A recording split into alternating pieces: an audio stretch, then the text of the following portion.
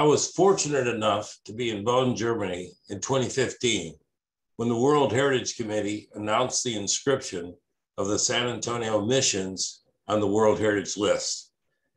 I think all of us who were in attendance from the United States were surprised when we saw the members of the committee rush to the stage to congratulate the contingent from Texas who were there watching the proceedings. We did not expect this. It's an unusual expression of enthusiasm from the members of what is normally a very august and staid committee. But what San Antonio has done since the inscription is even more remarkable. My name is Douglas Comer. I'm president of the United States National Committee of the International Council on Monuments and Sites, also known as US-ICOMOS. I do want to welcome you to this webinar.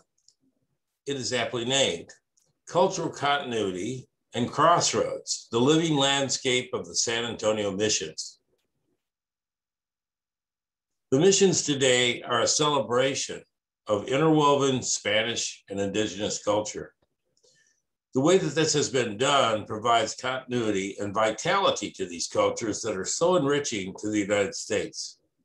Watching the management of San Antonio missions unfold since 2015 has just been a source of great inspiration to all in US-ICOMOS, to other World Heritage Sites, and really to anyone who is interested in enhancing the social and economic benefit that can flow from heritage sites. The United States National Park Service, Bexar County, the city of San Antonio, and the Catholic Archdiocese have worked together to accomplish this. And together they have developed a work plan and have established a World Heritage Office for the city of San Antonio. San Antonio is now the 7th largest city in the United States, and it continues to grow. The work plan provides for benefits to local communities that encourage support for the preservation of the traditional landscape. Over the next hour, you will hear from those who put together this remarkable coalition and have made the management of San Antonio missions with its many outreach programs a wonderful model for other World Heritage Sites. And I'd like to mention that San Antonio Missions has hosted many emerging professionals from other countries through our US-ICOMOS International Exchange Program. And these young people have moved on, in many cases, to influential positions all over the world. San Antonio shows us how this can be done. And with that, I would like to introduce Christine Jacobs, who will serve as our moderator. Thank you so much for joining us.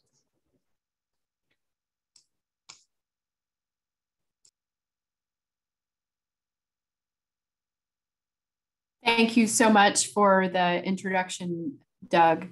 My name is Christine Jacobs, and I am the superintendent here at San Antonio Missions National Historical Park. It is my great pleasure today to be here representing the National Park Service and to welcome to this panel the wonderful participants we have from our partners. So with that, Father David Garcia will be joining us from the Archdiocese of San Antonio. Elizabeth Betty Boucher will be joining us from Bexar County. And then we're also joined by Rebecca Villagran, who is from City Council District 3.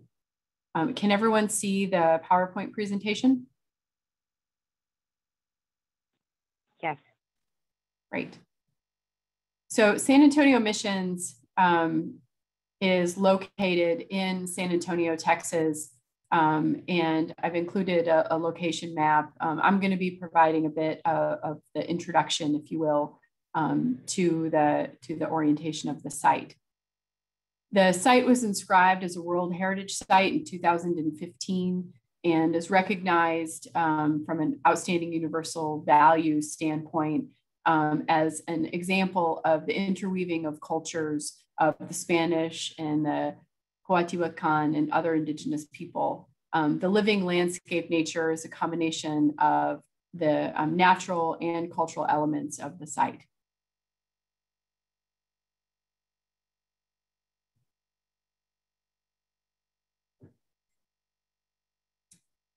San Antonio Missions World Heritage Site is comprised of multiple different management entities. San Antonio Missions National Park manages 4 of the 5 missions themselves, plus Rancho de las Cabras, which is located just south of San Antonio in Floresville, Texas, that together with Mission Valero or the Alamo is owned by the state of Texas, and those together comprise the World Heritage Site. The 4 active church parishes of Mission Concepcion, Mission San Jose, Mission San Juan, and Mission Espada are owned and operated by the Archdiocese. The complex management scenario actually includes 9 different property owners. And as Doug mentioned, it's a dynamic urban environment, San Antonio being the 7th largest city of the United States.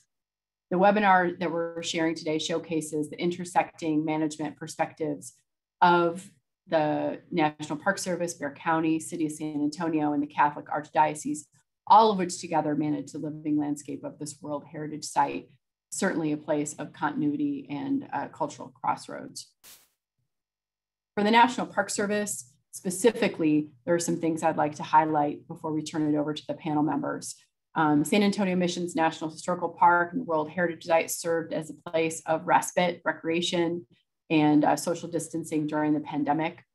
We recently received the economic report for 2020, and in spite of the pandemic, we welcomed 1.1 million visitors to the park and the World Heritage Site, which benefited the local economy to the tune of 126 million. Justice, equity, diversity, inclusion are hallmarks of this living landscape, and we are committed and continue to work with our community to engage our diverse stakeholders, and talk about important topics, and really recruit and retain and cultivate our next generation of stewards. Climate change is something for the national park that we are addressing. The extreme weather is increasingly impacting our historic structures and the living landscape. And it's important to note that the park itself manages the largest collection of Spanish colonial architecture in North America, including 13.5 miles of acequia, which are critical waterways managed as both natural and cultural resources by the National Park Service, providing agriculture and ecosystem benefits and fulfilling water rights. So with that, I'm going to turn it over to Father David, who will introduce himself and talk a little bit about his connection to San Antonio Missions National Historical Park. And thank you. Thanks very much. My name is Father David Garcia. I'm a retired priest of the Archdiocese of San Antonio, and my former role was the director of the Old Spanish Missions for the Catholic Archdiocese, and I was also pastor of Mission Concepcion before I retired in 2019. Actually, my connection to the whole history of Texas is very deep. My family arrived in South Texas in the early 1700s. So I'm part of the Spanish colonial Tejanos. And so for me, working with the missions has been not only an assignment by the Archbishop of San Antonio, but also a kind of a personal part of my history and my life and my family that I'm very, very proud of. So we're going to just show a quick review. The whole idea of the church's involvement has really been that from the very beginning, the Franciscans that came, established the missions, began to gather communities together of indigenous peoples, mostly the Coahuiltecans, and began to slowly construct these beautiful and gorgeous monuments that we have today. And even when they were closed by Spain in the latter part of the 1700s and the early 1800s, still the people and still the church continued to try to work with keeping the communities vibrant, keeping them active. And so even though they went into a decline and some of them began to collapse, the fact is that the community still in some way gathered at the missions, still in some way continued to do what they were originally founded to do. That was serve as spiritual places for people to come together, and also community events and cultural events and traditional events. And that's what has continued. In the latter part of the 1800s and the early 1900s, then the missions began to be rebuilt and the Archdiocese began to reestablish them as parishes. And that's really what the vibrancy is all about. So much of it is the Catholic parishes doing what they've been doing for 300 years.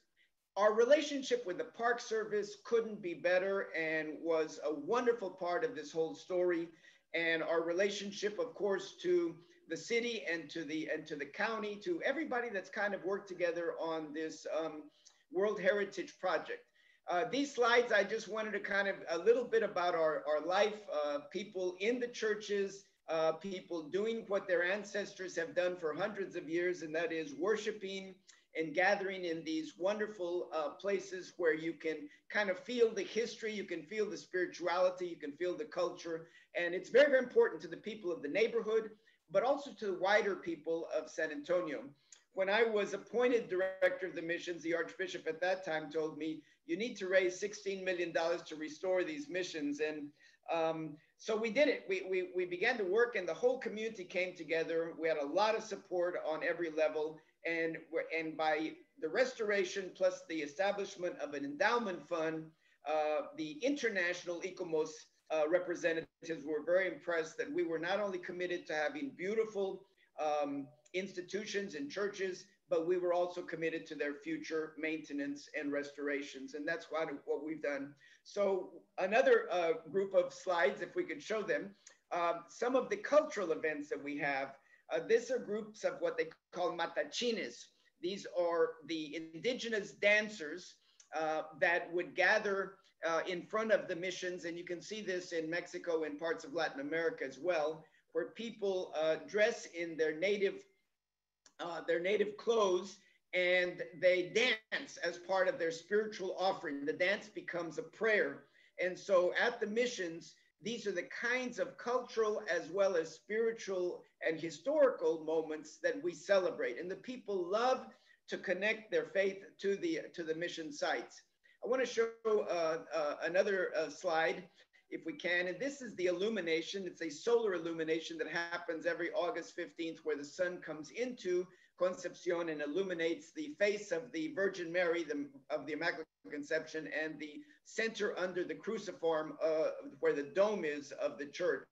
This was a way in which the Franciscans captured the sun inside the church to invite the indigenous peoples to come in, something that they knew the sun and had associated with their religious traditions was now inside the church. So this is one of the ways in which the community came together. So with that, I'm going to move on. I know there's more speakers, but we will be available for questions and comments later. Thank you.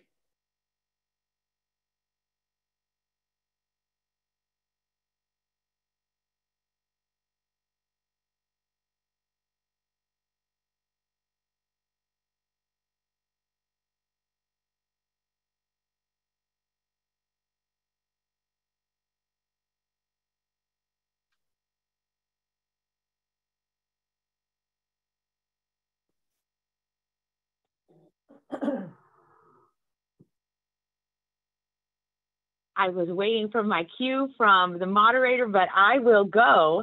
Hello, everyone. My name is Rebecca Villagran.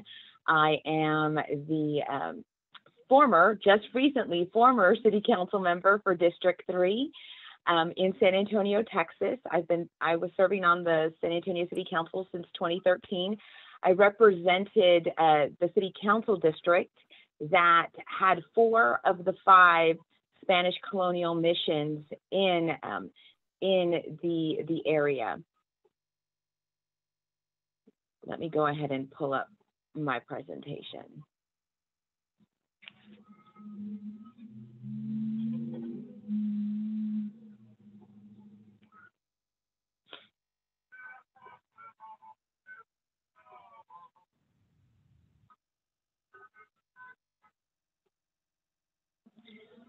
So here, what you are seeing is just World Heritage in San Antonio, Texas. Back in 2013, then Mayor Julian Castro appointed me as the liaison for the city for our representing the city of San Antonio with all of the collaborators, many of who you're hearing today, National Park Service, Bexar County, the Archdiocese, and of course with our federal government and State Department and the Department of the Interior, and making sure that our council colleagues were up to date with what was happening. And also remember that the Alamo Shrine itself is owned by the state of Texas. And currently I do serve on the Alamo Management Committee, which we are reimagining the Alamo area in order to tell a more holistic story, as well as to create a better connection to all of the missions, and in order to make sure that we have an elevated experience for all our residents and visitors alike. But here, there are just some pictures of when we had then Secretary of Interior Yates come and share with us our plaque. And we had a bunch of our students from the area to be out there. You see some of our, what we called restored by light, the facades of what the missions looked like back when they were first established. And some of the other images that you see are from our World Heritage Open House, as well as when we were developing during our World Heritage Symposia, when we were developing our World Heritage Work Plan. Timeline, of course, you all know, back in July 5th, 2015, we were inscribed as the 23rd World Heritage Site in the United States. On October 31st, 2015, the City Council, the office that I led to make sure all of our departments and all of our collaborators that we hosted a series of World Heritage Symposia starting in 2015 and 2016, because we knew that many things were going to be changing in the area. And a lot of our residents in the community wanted to know, what does that mean? And there was a lot of misinformation that was coming with the UNESCO World Heritage designation. So we knew we needed to get started and get everybody on board to explain what this meant. And people that you see on this panel today were on that very first panel that we had. And in November 2015, myself and others went to the 13th World Congress with the Organization of World Heritage Cities in Arequipa, Peru. And from there, we really learned a lot when it came to World Heritage management, because we were hearing from other entities from all over the world and started to take back ideas of what we needed to do in San Antonio. And that was the creation of our World Heritage Work Plan. It was developed with the community, and input from these symposias identified specific goals and specific tasks and deliverables in 8 categories. Those categories were management and oversight, infrastructure, wayfinding, beautification, transportation, economic development, land use, and marketing and outreach. And on April 1st, 2016, the City of San Antonio established our World Heritage Office. And our why statement, and you'll just see a lot of pictures of what we've done with our community in order to have the conversation and this dialogue with those residents that really helped keep our intangible heritage going. And that was to preserve, protect, and utilize the area with respect to our legacy neighborhoods, to include the residents in the process. Our office promotes World Heritage, and in 2017, we were recently designated the UNESCO Creative City of Gastronomy. We also implement and manage the work plans, and we manage other items in the city with this. And these are the other areas of our focus: the Mission Marquee Plaza, our World Heritage Work Plan, our Creative City of Gastronomy designation. And these are just some of our accomplishments.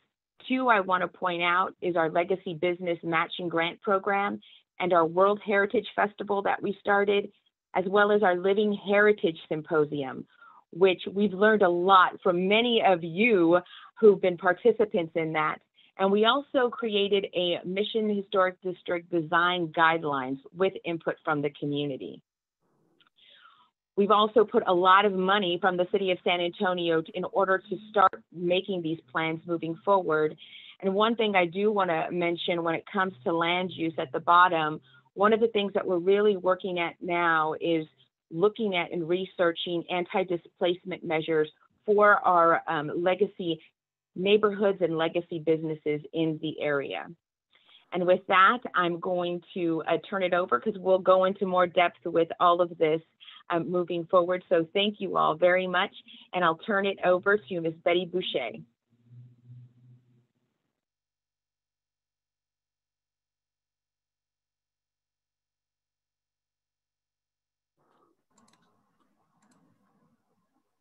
Okay, can everyone hear me at this point? Okay, I'm going to share my screen.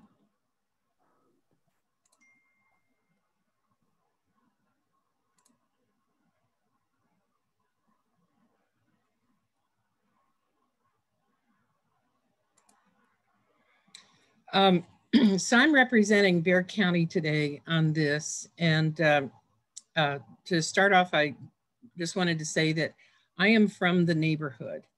I grew up 8 blocks from Mission San Jose. My father grew up 4 blocks from Mission Concepcion.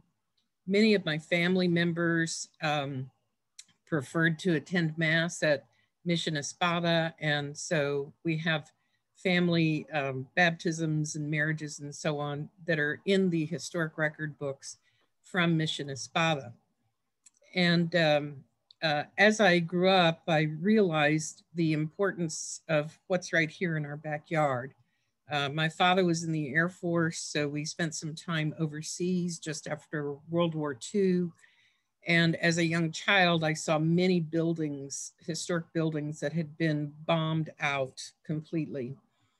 And I realized that this was really important to the communities where these buildings existed. And when I came back to San Antonio, it occurred to me gradually as I grew up how important the missions were, and that the missions of San Antonio actually already belonged to the world. I knew this before UNESCO came into existence and before ICOMOS came into existence. So it came as kind of a natural thing for me to professionally become involved. And finally, I got a master's degree in architecture.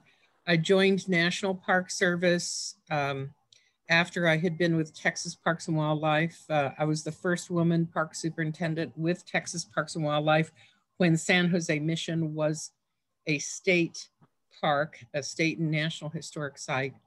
And then I transitioned to National Park Service. And while with National Park Service, I founded a fundraising organization that was then called Los Compadres and now is known as Mission Heritage Partners. Then I went back to school and got the master's degree. And when I came back, I went to work with Bexar County, and I've been with Bexar County for about 17 years now. So it was a natural thing for me to be involved with the missions because of my background, but also because Bexar County is a co-owner of the compound at Mission San Jose, owning an indivisible 50% with the Archdiocese. And it's been my privilege to help Bexar County step up and be a part of the World Heritage process as a property owner and as an entity that is committed to the community. So the origins and legacy of Bexar County goes back a long way.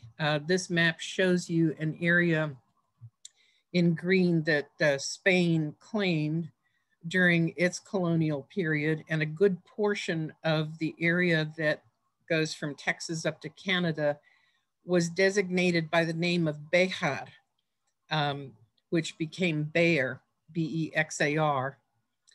And so the Bexar region was quite large, larger than the Louisiana Purchase, sorry.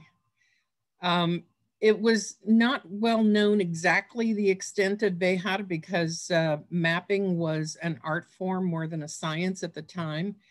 But we do know that by 1836, when surveying had become more scientific, that this was what Bexar County looked like. This outline that you see shows Bexar County extending all the way to Southern Wyoming, goes through Colorado, Kansas, Oklahoma, New Mexico, and then within the state of Texas itself, 122 modern counties were carved from the original Bexar County. So this was Bexar County during the period of the Republic of Texas, just after the Battle of the Alamo from 1836 to 1846. So Bexar County's legacy and its history goes back a very long way and includes the historical aspects of indigenous peoples in the area, the Spanish colonial period, the Republic of Texas period, and then in statehood and during the Confederacy and post-Confederacy as well. In the more recent history, the county was involved with the city of San Antonio and the Archdiocese, beginning in 1965 when the city's first historic preservation officer invited the Department of Interior to begin having public meetings. There was testimony given by many of the local elected officials. By 1968, the city had its first historic inventory of all of the historic resources in the missions area. Then in 1975, National Park Service layered on top of that a feasibility study that looked at whether a national park should be designated. It was designated by Congress in 1978 in the omnibus bill at that time. However, President Carter withheld the implementation because of questions that he had regarding the separation of church and state under the First Amendment. So from that came a 3-year period of time when the Department of Justice looked at 3 national parks that were created under that omnibus bill. San Antonio Missions was one, but also the Old North Church and the Ebenezer Baptist Church in Georgia, where Martin Luther King was pastor, were all created as national parks at the same time. And the Department of Justice looked at all of them because they were all active churches and considered whether they could be national parks. Subsequently, the Ebenezer Baptist Church requested that they not be designated a national park, but the Old North Church and San Antonio Missions passed muster under what was called the Lemon Test. So there were very specific things that Department of Justice looked at to make sure that there wasn't an issue and that no First Amendment matters were being violated. That wasn't the first time that that was examined. The first time it was examined was when the WPA project began. And in 1941, at that point, the Secretary of the Interior designated Mission San Jose as the first National Historic Site west of the Mississippi. In '83, the General Management Plan, Development Concept Plan was approved by Department of Interior, and the National Park Service began operating the sites. So that WPA project came about, and here are some old photographs of what happened there. The Bexar County had an inauspicious beginning in this process. It had acquired land at Mission San Jose because the county road engineer at the time thought it would be a good idea to build a highway through the compound at Mission San Jose. And to do that, they needed to demolish the granary. That spurred a group of ladies to purchase the granary and go to court to stop the county road engineer from the demolition. And simultaneously, they became the San Antonio Conservation Society, and they also developed a close relationship with the Assistant Secretary of the Interior at that time. So in doing so, they were able to get WPA funds directed to Bexar County. So the county hired the architect and the workers to restore Mission San Jose and also other things in Bexar County. By 1941, you see here that the Archbishop, Robert Lucy, and the Undersecretary of the Interior, Alvin Wirtz, were signing a cooperative agreement among the National Park Service, Bexar County, the state of Texas, the Archdiocese of San Antonio, and that also created an advisory board that included those 4 entities plus the San Antonio Conservation Society. So this was revolutionary. This was the first National Historic Site west of the Mississippi. And this was done at a time when not everyone thought that there was anything west of the Mississippi that was worthy of becoming a National Historic Site. The San Antonio Conservation Society group that organized this consisted of Wanda Ford, Ethel Wilson Harris, and Lane Taylor as their leaders. And this signing ceremony, in fact, occurred inside the granary, which they saved from the bulldozers of Bexar County. So today, Bexar County and the Archdiocese jointly retain title to the plaza or the compound. And at that time, the old Texas State Parks Board, which became Texas Parks and Wildlife, preserved and managed and interpreted the site with a concession contract that they established with Ethel Wilson Harris. So when Congress created the San Antonio Missions National Historic Park in 1978, all of the local governments and conservation organizations supported going forward with this. The bill was sponsored by both of the senators from Texas and its local congressman, Chick Kazin. In 1983, when the cooperative agreement came into existence with National Park Service, everyone celebrated because it took decades for the local community to get the national park designation. So it wasn't, it was already in our DNA to understand that it takes a long time to get these things done. The mission grounds were being used as a national park. The churches were continued to be operated by the Archdiocese of San Antonio, and the other property owners remained. However, they began to convey ownership of their land, mostly to National Park Service. Bexar County and the Archdiocese of San Antonio have not done that because our agreement with each other is that we indivisibly own the land. So then the World Heritage Site idea came up as soon as the national park opened. In the 1980s, there was an initiative to try to get World Heritage designation, but it just wasn't time. We had completed all the laps necessary to run the marathon to get the national park designated.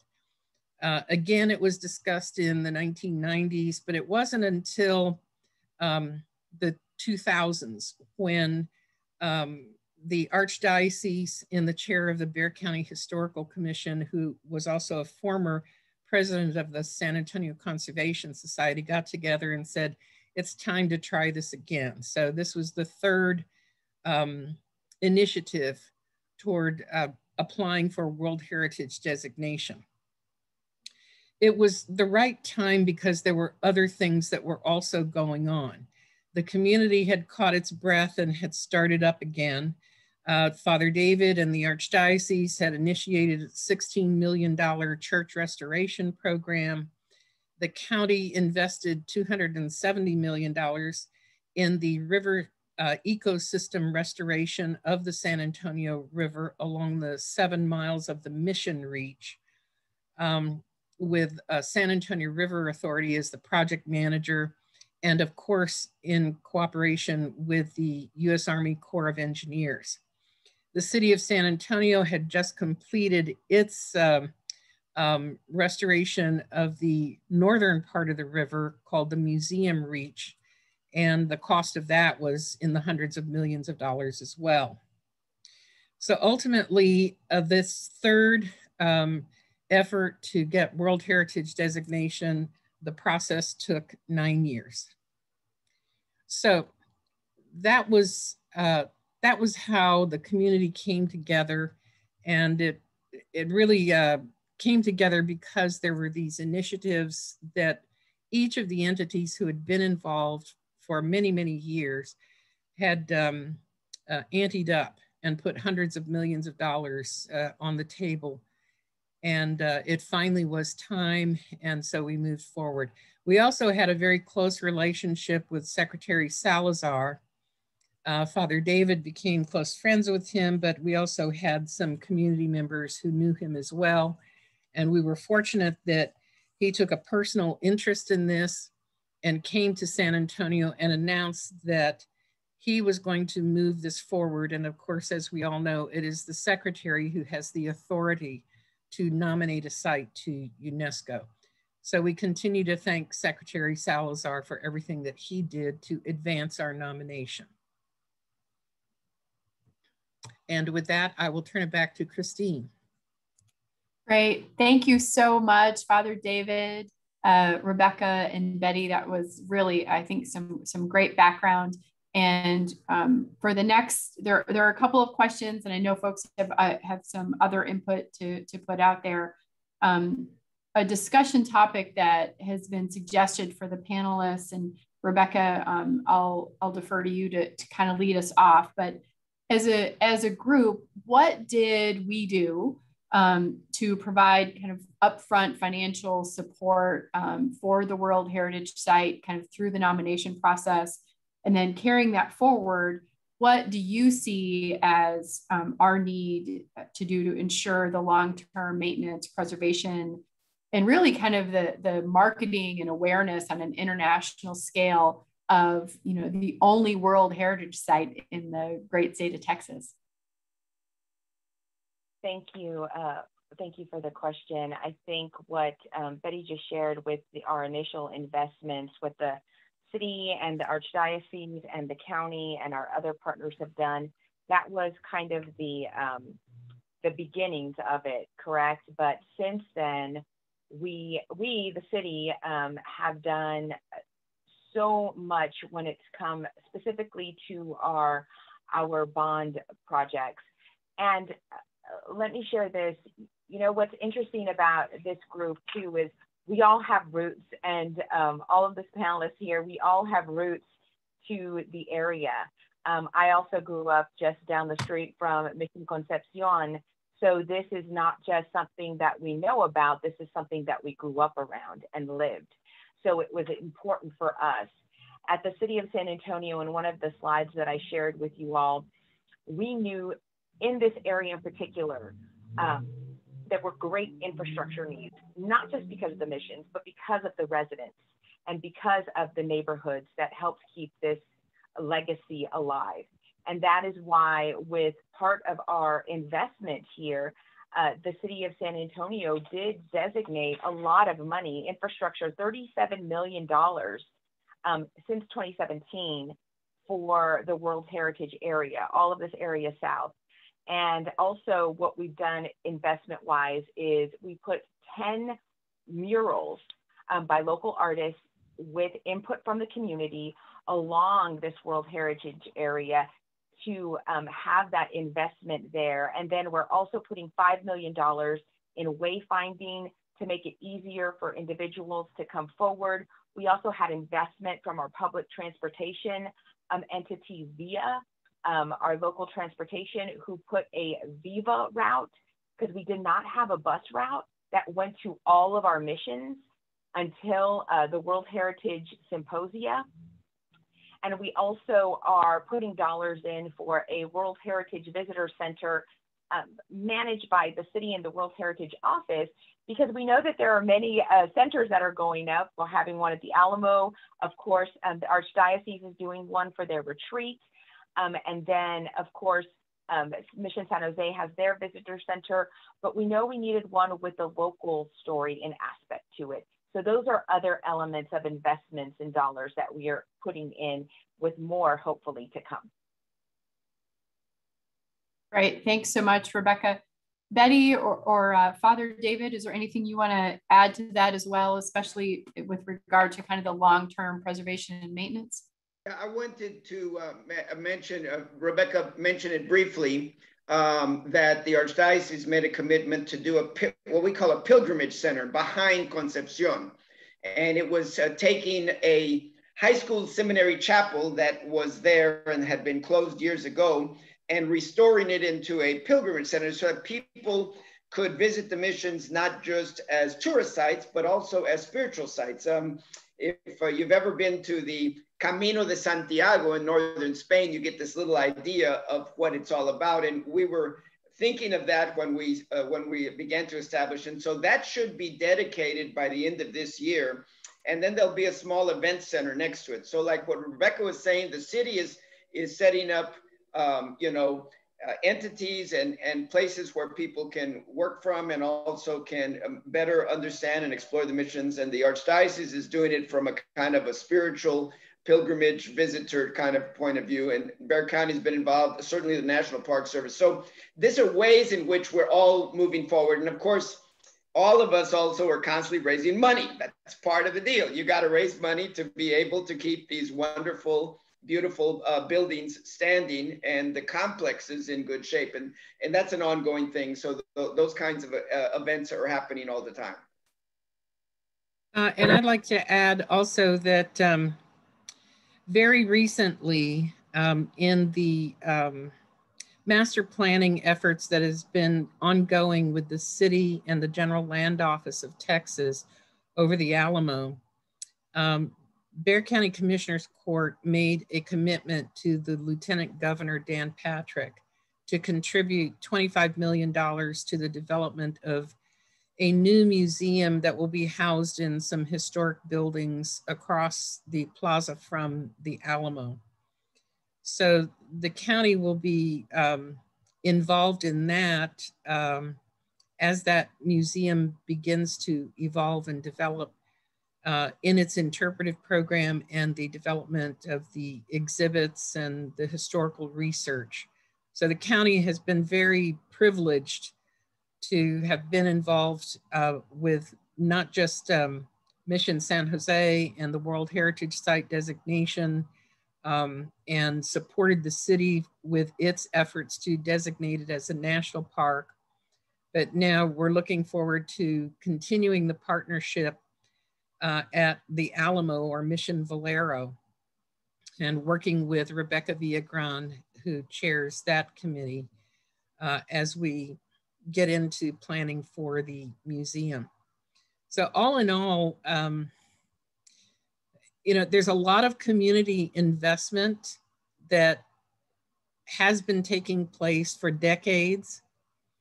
And it's started to turn around from seeing this as a drain on our economy to being an opportunity, because the community began to see it as a way to connect with the rest of the world, to generate opportunities economically.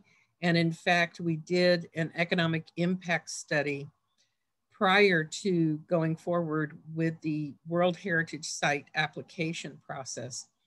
And what National Park Service is doing now with its follow-up studies of what in fact are the economic impacts, we're really happy to see that being done. And we're looking forward to hearing more about that. Because it always helps when you can prove up that what you invested in actually has a return on the investment for the community. But I want to hasten to add, and I'm sure that Father David and Rebecca would agree with this, it's not all just about money, but it certainly takes money. We're really committed to the cultural aspects, the historical aspects, the spiritual aspects of what we have in our community that we can share with the world. But as our county judge says, a vision without money is just a mirage.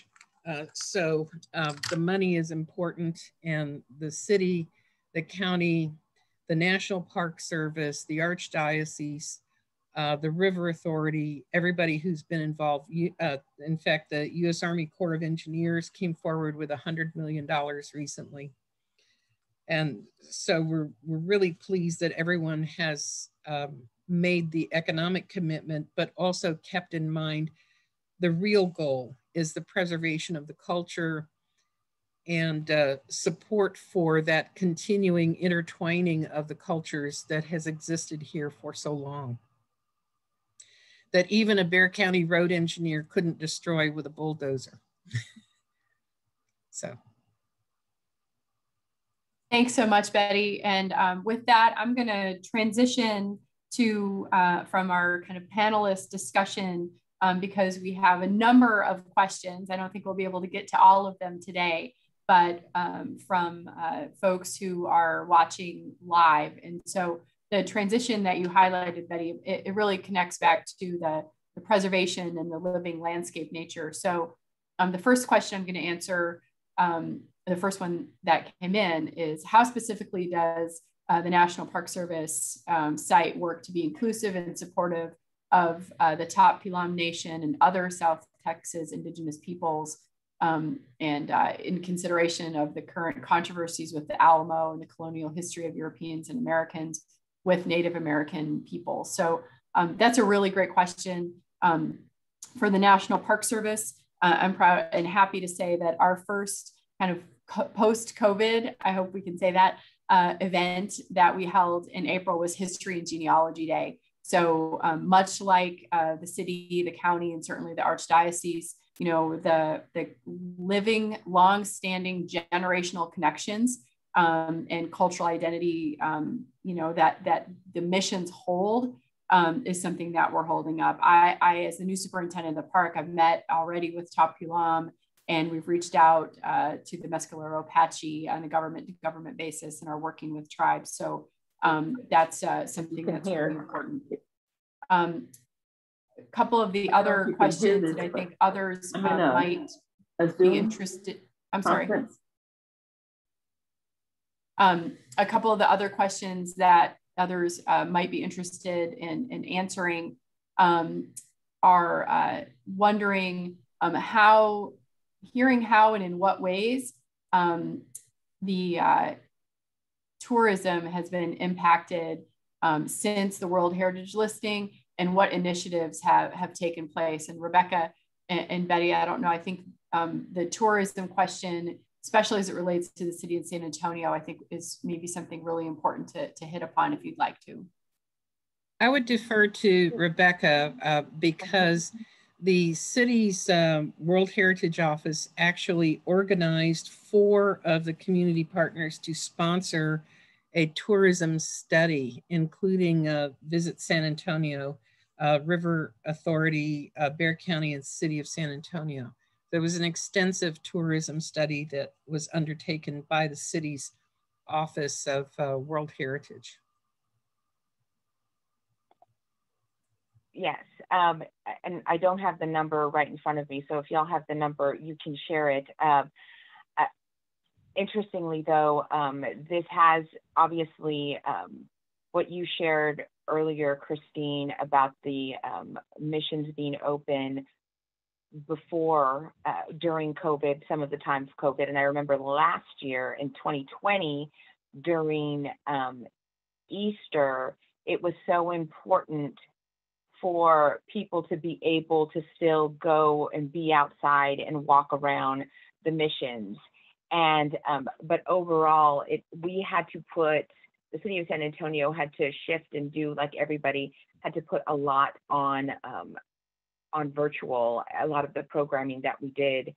But yes, so when it comes to the economic impact and how we're unpacking it right now, Visit San Antonio, and I was on the board of Visit San Antonio, was doing the study, the impact, and what we're hoping, well, now council, the current council is looking at potentially seeing some recovery from the ARPA dollars, the federal dollars coming down, to see what kind of recovery dollars that they can pull down from those in order to restore the city's budget from some of the loss that could have happened with the World Heritage Office, but then also with some of our hotel and occupancy tax.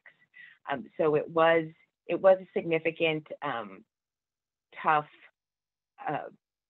issue right there, but we are continuing to see an increase. But one of the things that we need to make sure that we can continue to have the connection of the story, because we're doing a lot of work right now with the Alamo, and it's a lot of people have their eyes on what's happening there. But the important thing is that we make the connection that it was Mission de Valero, and that it all tells a story. It was a serial inscription.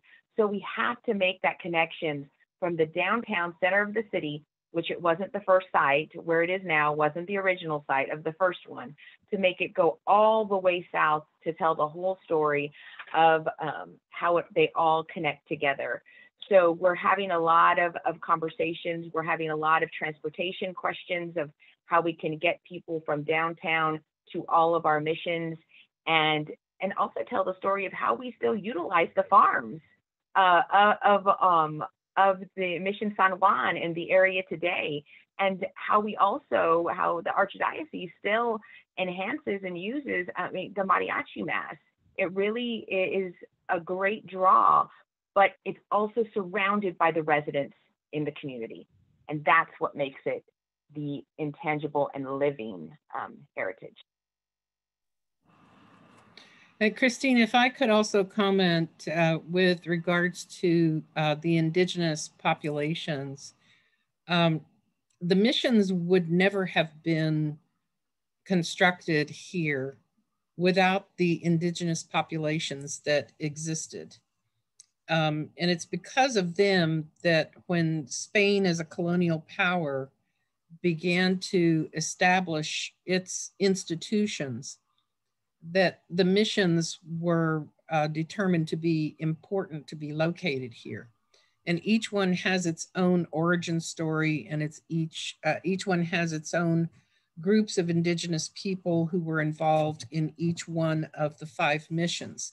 And each one has its own distinct story that are all related to the fact that they were here first, and that when Spain arrived, they established missions, a presidio, and a civil settlement in this location for 2 reasons. One is there were people already living here. And 2 is the natural resources that existed that supported those efforts. And so together, the indigenous populations that were here, the natural resources that were manifested and clearly necessary for the Spanish efforts, are the reasons that the colonial period began.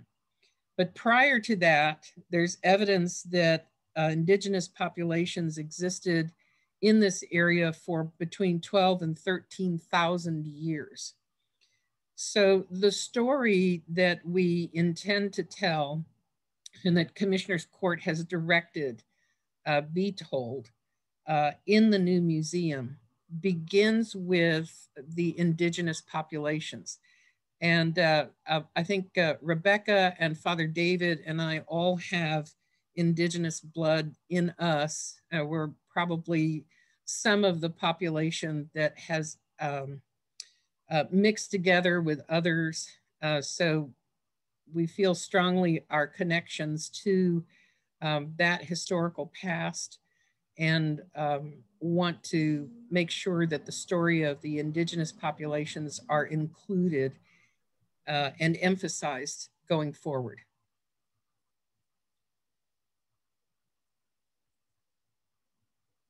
That's great, Betty. Thanks so much. And I think what I'm hearing from all of us is really the underscore of this, cultural continuity, this crossroads, as you just described, of identity, and really the living landscape, all of which are the theme of this webinar, and also the complexity of the site and the complexity of the management scenario, kind of the intersection of all of this for us is really, really important. I think we've addressed all of the Q&As. I answered some of them directly, but through our collective remarks. And so with that, I'm going to turn it over to Doug, who is going to graciously close us out. I know the panelists, we've already been talking about providing some opportunities for subsequent webinars, either within San Antonio, because I think we're receiving a lot of really positive feedback, just about this information sharing. So with that, Doug, would you like to take it away? Yes, this has been a remarkable experience for me to hear everything you've done, which is just, again, an incredible model for other U.S. World Heritage Sites. And I think World Heritage Sites in many other places in the world too. So I want to thank you all who attended this webinar, but I'd also like to convey my really profound and special thanks to our moderator and our speakers, Christine Jacobs, Betty Boucher, Rebecca Vigran, and Father David Garcia. And, things are loosening up now. So I hope that all of the people who are watching will have the opportunity to experience the missions in person in the not too distant future. We hope to see you also, those of you who are watching, at our upcoming virtual events. And the next webinar will probably give you an opportunity to meet some of the alumni of our U.S. ICOMOS International Exchange Program, for which San Antonio Missions has been a very staunch supporter. So please check our U.S. ICOMOS webpage for more details.